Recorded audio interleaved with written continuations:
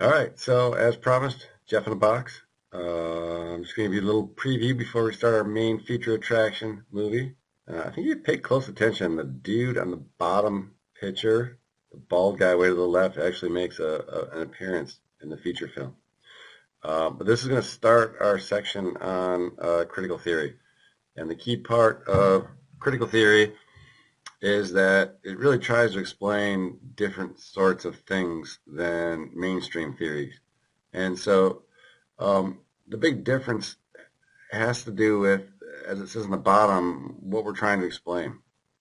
And most critical theories, and there's a hodgepodge of different theories, there's different flavors that we'll talk about, but most of them try to explain why things are legal or illegal and how they came to be that way. And they try to explain the operation of the criminal justice system. In particular, like how do we use our criminal justice weaponry? Who do we go after? What crimes do we pursue? And so most of these theories focus on some form of inequality and power differential. So the film we're going to watch is a PBS Frontline that focuses on the mortgage crisis and how that sort of played into the global financial meltdown in 2008. And the inequality there is going to be pretty obvious. It has to do with wealth and money. And so those that are in a position of power tend to be able to um, escape and resist law enforcement. So the big point of the film, as you're going to see, is that nobody nobody really went to prison over this scandal, and it's pretty clear that there's a lot of fraud involved. Um, the other issue that you pay close attention, there's a lot of effort by those that are in a position of power, those that work for Wall Street banks, to sort of define the financial crisis as maybe greed, maybe bad business, but not criminal, nothing that should result in anybody getting locked up. It's a great example of sort of a battle over what things should be legal and illegal and how power plays a very strong role in that.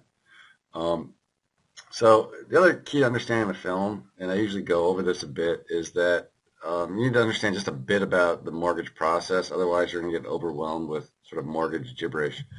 It's actually pretty easy to understand. And those that are really interested in this part of it, the movie that's on the web, like name escapes me right now, the Moodle movie that you can do the booster assignment on, goes into a lot more detail. But the gist is that, not too long ago, decades ago, banks used to give out mortgages, and the banks would hold the mortgages and make a small profit off of every mortgage. And because they held the mortgages, they also held the risk, which means that they were very conservative about who they would give a mortgage to. What really changed in the last 25 years was that um, the nature of the mortgage industry changed, and that as regulations sort of got lax, you had this process whereby these loan origination companies, and in the flick they're going to talk about Countrywide Mortgage as being in the business of originating these loans. So they sell you the mortgage. What they did then, instead of holding the mortgage and collecting the interest, was they just turned right around and sell that to Wall Street investment banks. So your Chase Morgan. Um, and the Wall Street banks then got in the business of sort of repackaging those mortgage into all kinds of crazy complex funds that they would then sell to customers, to pension funds, to other people who would buy like mutual funds. And so they're sold as sort of a very complex version of a mutual fund where the actual assets and what kinds of loans weren't very clear to the customers who were buying them, but were pretty clear to Wall Street.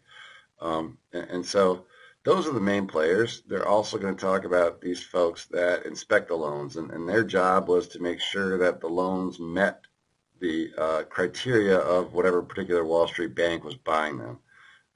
And the gist of what happens is that Wall Street sort of ignores those alarm bells because they're making money, right? So Wall Street doesn't necessarily care if the mortgage goes bottom up because they've already sold it to somebody else. And that person, whether it's a pension fund or an individual investor, now is left holding the bag. So enjoy the film.